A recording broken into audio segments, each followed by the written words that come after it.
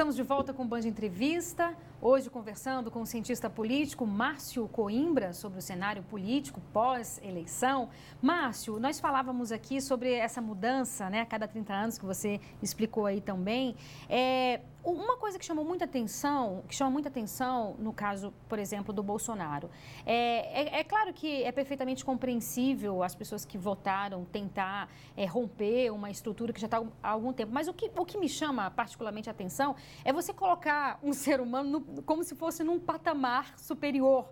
Por exemplo, chamá-lo de mito, né? Então, isso eu acho um pouco perigoso para ele próprio, para os eleitores que acreditam nisso, porque sabemos que todos nós somos humanos, somos falíveis, temos aí as dificuldades, e ele tem toda uma estrutura, vai ter que lidar com o Congresso Nacional, que também não é tão fácil assim, daqui a pouco a gente vai falar sobre isso. Essa questão de você colocar políticos em patamares como se fosse de super-heróis, isso acontece também aconteceram ao longo desses anos? Sim, porque nós chegamos nessa situação dentro de uma situação apodrecida do sistema. O sistema é como se ele apodrecesse a cada 30 anos, né? E a gente viu pela posição do eleitor nessas eleições que realmente o sistema estava apodrecido. Das 2/3 das cadeiras que estavam em disputa no Senado, 90% foram renovadas. 90 dos 2/3. É muita coisa. Então, o eleitor sentiu que o sistema estava apodrecido e procurou a renovação. E sempre que se busca a renovação e a gente vem de um sistema desgastado, aquele que chega com essa aura de Salvador, né? Isso aconteceu com Collor em 89, aconteceu com o Jânio em 60, aconteceu com o Getúlio em 30. O Getúlio, apesar de não ter vencido as eleições, ele chega ao poder. Mas uma coisa que existe de diferente entre a eleição do Collor e a eleição do Bolsonaro foi que o Collor veio numa eleição solteira, independente, só para presidente da República. E um ano depois nós tivemos eleições para o Congresso, 30 anos atrás, em 1990. Então, e você vê, a maior renovação que a gente teve do Congresso antes de 2018 foi em 1990, foi a mais profunda. Então, 30 anos depois, a gente faz uma renovação profunda no parlamento de novo. Então, o Collor, ele não consegue criar uma base parlamentar, ele é eleito por um pequeno partido. Voltando, né, assim como o Jânio foi eleito por um pequeno partido, o PTN, o Collor foi eleito pelo PRN, um pequeno partido, e o Bolsonaro também eleito por um pequeno partido, PSL. Mas o que o Bolsonaro faz de diferente do Collor, e isso que é o mais impressionante, é um movimento de uma guinada política que cria um grande partido com uma identidade similar à do presidente. É um movimento conservador. Sim. Essa direita conservadora que o Bolsonaro elegeu foi a segunda maior bancada da Câmara. Primeira do PT. Interessante essa questão do PT também, que apesar desse desgaste, que é um desgaste real e visível, eles conseguiram eleger a maior bancada, o maior número de deputados. Isso chama atenção também?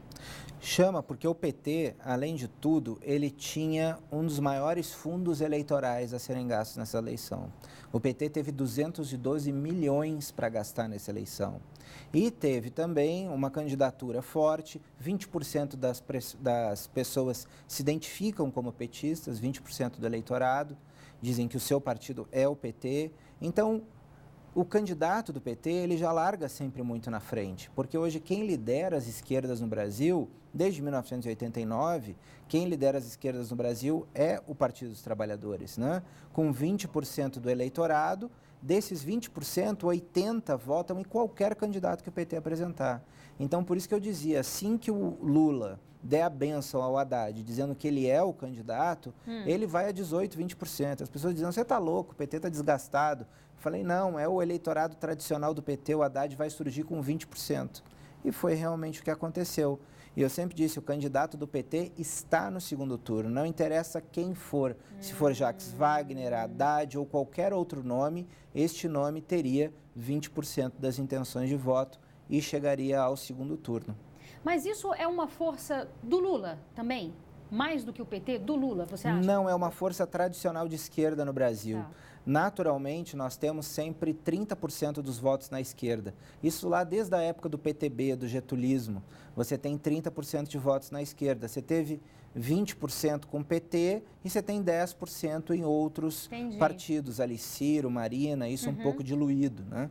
Mas 30% do eleitorado sempre votando com a esquerda. Em 1989, nós tivemos uma eleição onde o Lula teve 15%, 16%, Brizola também, o que somava uns 30% da esquerda. Né? A eleição de 89 é muito parecida, Renata, com essa de 2018. Nós temos um presidente de centro-direita, candidato a presidente disparado na frente, que foi o Collor. No segundo lugar, nós tivemos um candidato do PT. No terceiro, um candidato do PDT. O candidato do PSDB ficou lá para trás, como o Mário Covas. O candidato do governo, que era o MDB, fez 1% como Ulisses. Muito parecido. E é uma eleição muito similar a 89. Isso, e no segundo turno, a centro-direita ganha da centro-esquerda. Que impressionante isso. Uma coisa que a mim chamou muita atenção também é a quantidade de brasileiros que não compareceram às urnas. Não sei se repete, você vai me falar se isso repete. 31 milhões de brasileiros. Então, quando você pega aí os votos brancos, nulos, com as abstenções, você tem algo em torno de 41 milhões de brasileiros. Isso significa alguma coisa ou muita coisa? É muita coisa, são muitos votos, mas tradicionalmente é sempre nesse número. E abstenção também? Também, sempre mais ou menos esse número. Pode variar um pouco mais para cima, um pouco mais para baixo, mas a gente está sempre nesse patamar. Quando a gente faz o cálculo de campanha, nas campanhas, eu sou estrategista de campanhas eleitorais, quando a gente faz esses cálculos, a gente sempre considera na estratégia esse número de brancos, nulos e abstenções. Até se acreditou que nessa eleição talvez fosse um pouco maior, em função dessa grande dualidade, né? Dessa sensação, dessa paixão muito grande. Mas não, isso acabou ficando no mesmo patamar histórico. A gente tinha essa sensação porque em Tocantins você teve um não voto maior do que o voto na eleição suplementar para governador. Né? E assim como no estado do Amazonas. Então, essas duas eleições suplementares, elas lançaram a ideia de que a abstenção, nulos e brancos, poderiam ser muito mais altos. Mas, na realidade, não foram. Eles ficaram dentro da média histórica. Os eleitores que não votaram no Bolsonaro, e aí você tem uma parcela da população que se assustou um pouco, ou se assusta um pouco com o discurso dele. Eu percebo que nos últimos dias, não sei se você tem essa percepção também, ele moderou um pouco mais o discurso, mas você tem falas do Bolsonaro, e é claro que ele está na vida pública há muitos anos, e falas quando ele era muito novo também, mas tem falas mais recentes. Falas onde ele fala, por exemplo, que preferia ter um filho morto do que ter um filho gay, que preferia, enfim, ele fala sobre os negros com um olhar preconceituoso, com um olhar racista. Então, isso assustou um pouco da população. É preciso ter um pouco de receio com relação... É claro que a gente está fazendo uma perspectiva aqui, a gente não sabe como é que vai ser. Todos nós torcemos para que ele faça um excelente governo, afinal, estamos todos no mesmo barco. Mas isso é um pouco preocupante quando você tem um líder de uma nação que tem esse pensamento e que expressa esse tipo de pensamento? Olha, Renato, eu acredito que não, que eu acho que o Bolsonaro, ele vem mudando ao longo dos tempos, vem amadurecendo, como todos nós amadurecemos ao longo do tempo nas nossas profissões, né? E eu acho que com o passar dos anos, especialmente com essa eleição presidencial, vem colocando os assuntos de forma mais clara. A gente tem que lembrar que o PSL foi o partido que elegeu o negro com mais votos do Brasil, né, no Rio de Janeiro. O PSL também elegeu a mulher mais votada do Brasil para deputada federal, que foi a Joyce Hasselmann. Também pelo PSL, o partido Bolsonaro. Janaína Pascoal. Então, quer dizer, todos esses grupos que, de alguma forma, sempre se atacou o Bolsonaro, dizendo que ele atacava esses grupos acabaram votando com ele, né? Então, e também tem outra coisa, assim que passou o processo eleitoral, o Bolsonaro já começou a se apresentar com uma postura mais presidencial, mais apaziguadora, né? Ele veio a público, veio dizer que ele não queria o voto das pessoas que estavam incitando o ódio à baderna, né? Ele, no seu discurso, assim que ganhou, ele fez aquela primeira live, né? Ele conclamou as pessoas à união. Eu acho que, a partir de agora, o Bolsonaro é presidente. Ele não é mais um deputado que representa um nicho da população, que era o que ele representava quando ele era deputado pelo Rio. E nós que estamos no Congresso Nacional todos os dias, Eu convivo com todos os parlamentares e convivi durante muitos anos com o Bolsonaro. Já tive a oportunidade de entrevistá-lo, inclusive, num programa da Band, inclusive. E a impressão que ele deixa é muito boa, porque ele é, ao contrário do personagem que a gente vê, que é o candidato, aquele que fala as coisas, que dá na cabeça, ele é uma pessoa calma, uma pessoa tranquila, serena, ele conta piada, dá risada.